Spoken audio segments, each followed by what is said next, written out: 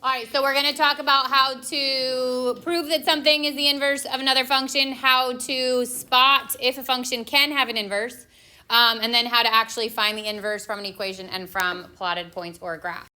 So the first thing is how we test to see that two functions are inverses of each other. If you have two functions like f of x and g of x, and they are said to be inverses of each other, then if you find f of g of x and g of f of x, they will both reduce to just x. So one of the questions is going to say, verify that f of x and g of x are inverses. So you'll literally find f of g of x by plugging g of x into f of x. And then you're going to find g of f of x by plugging f of x into g. And both of these would simplify to just be x. So this serves two purposes. One, the question will literally say verify, so you have to show that working to do so. Secondly, if you are asked to find the inverse of a function, you can use this to check your answer. This little f negative 1 is what we use to show something is a function in equation form. So if it says f of x and then it says f negative 1 of x, it's referring to the inverse of f of x. If it's a g of x and g negative 1 of x, that's referring to the inverse of g of x. So that's what that little negative 1 means. All right, example 1 says use the inverse function property, which is that big thing we just talked about, to show that f and g are inverses of each other. So the first thing I'm going to do is find f of g of x. And then I'm going to find g of f of x. So for the first one, I take g and I plug it into the f. X plus 6 minus 6. Then positive 6 and negative 6 cancel out, and I get just x, which is what's supposed to happen.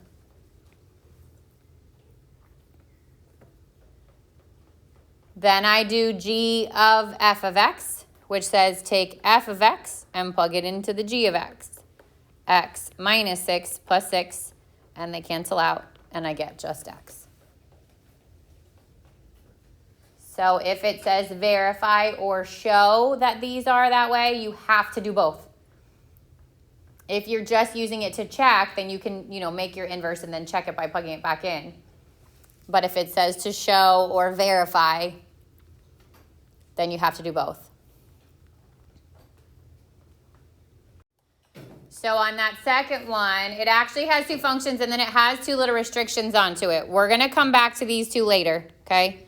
And we'll talk about why these are important, because they are important, but we're going to talk about it later. For right now, we're just going to show that they're the inverses of each other. So I'm going to do f of g of x. I'm going to take g of x and plug it into f of x.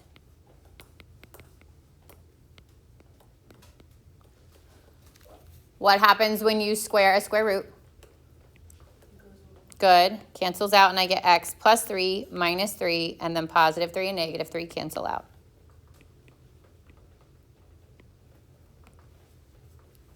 And then I'm going to find g of f of x. So f of x gets plugged in under g. Square root of x squared minus 3 plus 3. The positive 3 and negative 3 cancel out. I get the square root of x squared. And again, the square root and the square cancel out. It actually gives you absolute value of x, but that's kind of one of the reasons why that guy's there. It's already telling you it's greater than or equal to 0, so you don't need the absolute value.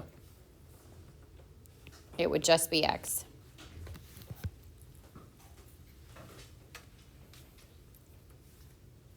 Good so far?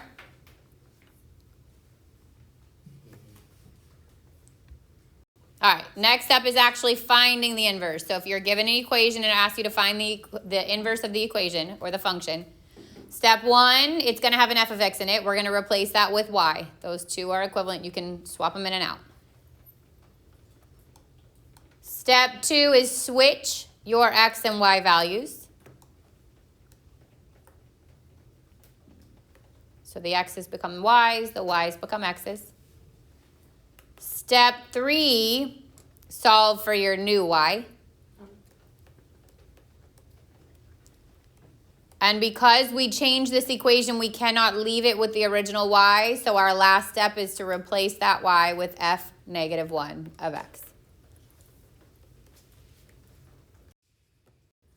All right, so example 2 is actually finding the inverse. So I'm going to start with A.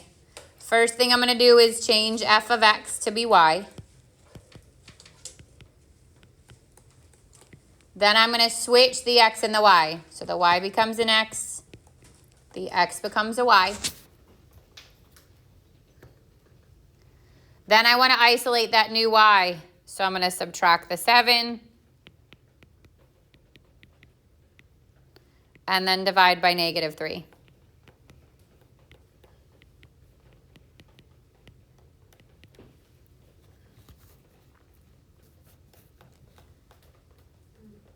And then that y needs to become an f of x. So I'm going to write it on the left-hand side. Doesn't matter the order. F of x, f negative 1, sorry, of x is x minus 7 over negative 3. So that's telling you that that is the inverse of my original function, okay? And that answer is totally fine. Like, you could leave it like that. But let's say it asked you to graph this. Then I would need to separate that out. So if I had separated it out, it would be a negative 1/3 x plus 7/3. Both these answers are totally acceptable. You don't have to go through the work of doing the second one, unless, of course, it said graph the original and its inverse. Then you would need them both to be in slope-intercept form.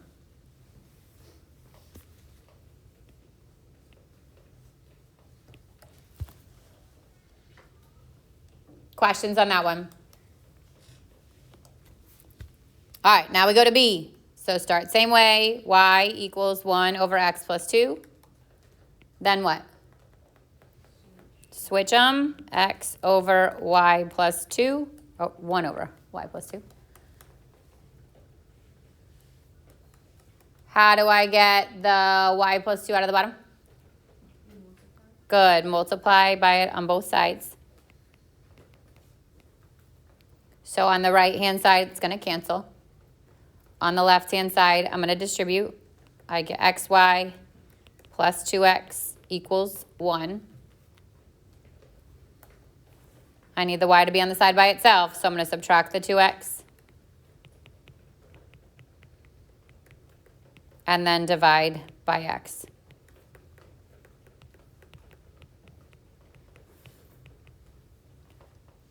And then I change that y to be f negative 1.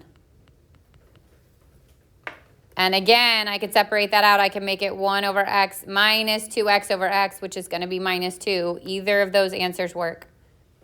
And if I was to graph it, now it's a reciprocal function shifted down 2 spots. I would need to separate it out like the one on the right.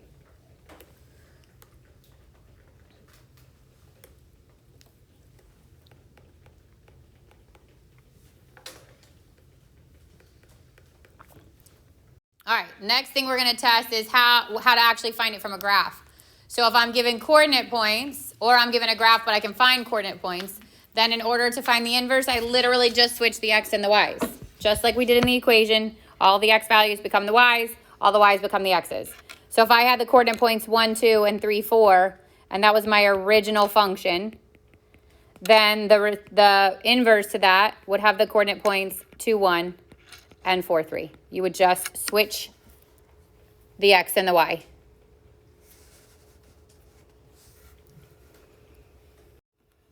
And the visual test for a function, I'm going to jump to the bottom and then I'll go back up to the top, is called the horizontal line test.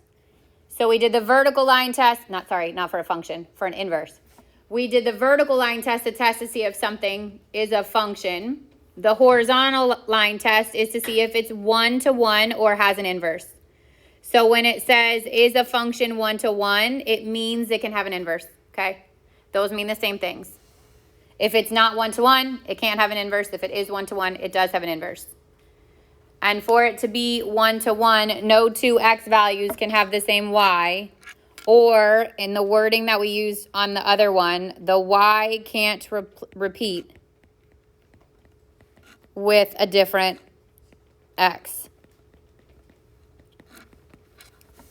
So for the function test, we said the x couldn't repeat with a different y. Now we're saying the y can't repeat with a different x.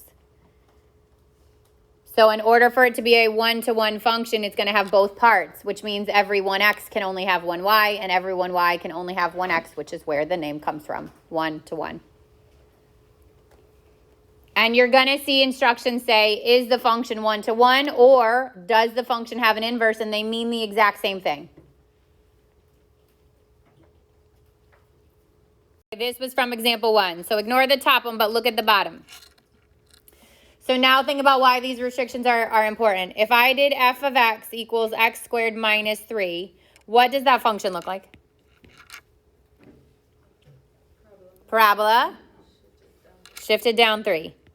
Would this graph pass a horizontal line test? No, a horizontal line would hit that graph in more than one spot, right? So that would not be one-to-one. It wouldn't have an inverse, okay? So then that's why they say something like this. What about where it's just greater than or equal to 0? Now we're talking just this part of my curve.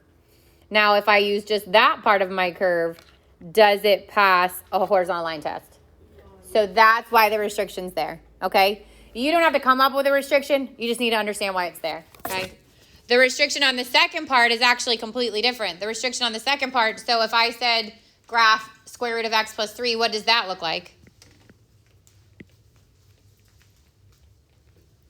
What the square root function look like? It goes like this. Good. The arc pointing to the right, and if it's plus 3 underneath, what's happening?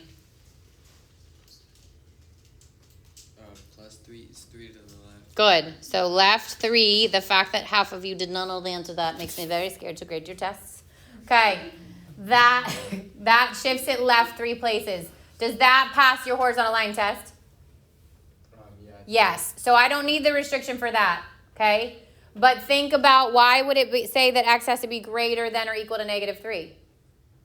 What's true about a square root? If you have a negative number, it's imaginary. Good. If I put a negative number underneath, it's imaginary, right? Which is going to happen anywhere left of negative 3. So again, I don't need you to come up with the restrictions. I just need you to understand why they're there. Okay? All right, so these are just some visual tests. So first, determine if it's a function. If it's not, you're done. If it is a function, is it one-to-one? If it's not, you're done. If it is one-to-one, graph the inverse. So looking at A, does this pass the vertical line test? No, this is not even a function. We're done with that one. Those are the ones you like.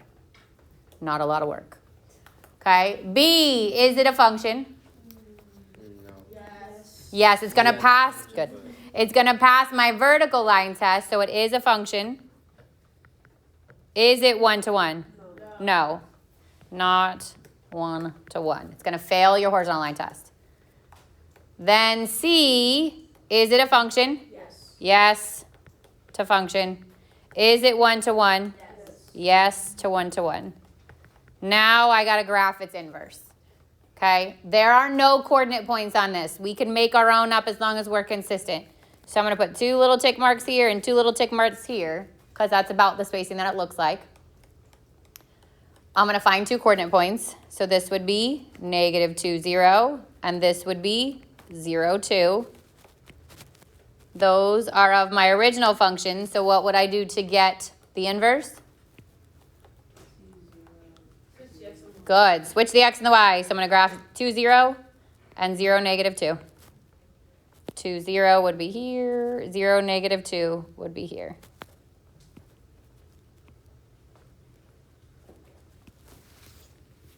That would be the inverse. Just find 2 points and then switch them.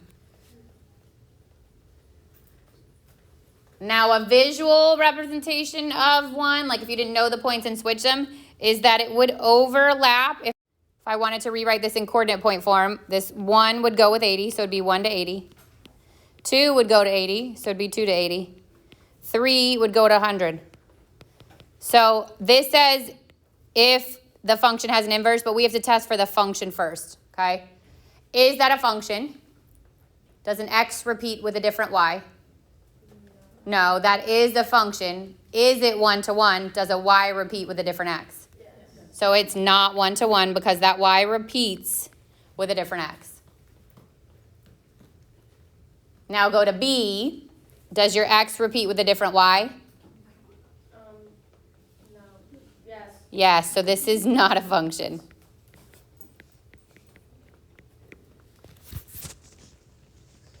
If that 1 was a different number, then it would have been both a function and 1 to 1. But because that 1 repeated, it was a problem. Yeah, you know that bell's ringing in 2 minutes. Yeah. I don't know how much charge you're going to get. All right, the last thing is identifying 1 to 1 from an equation. So we did this with the vertical line test. We said that the y couldn't be raised to an even power, and the y can't be an absolute value. Now we switched it because it's the inverse.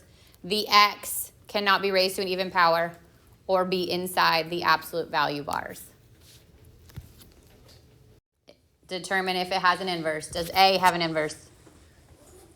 Yes. Does B have an inverse? No, because of that squared. Does C have an inverse? Yes. Does D have an inverse? No, because of the absolute value bars. That's it, people. You made it. Okay. Yep.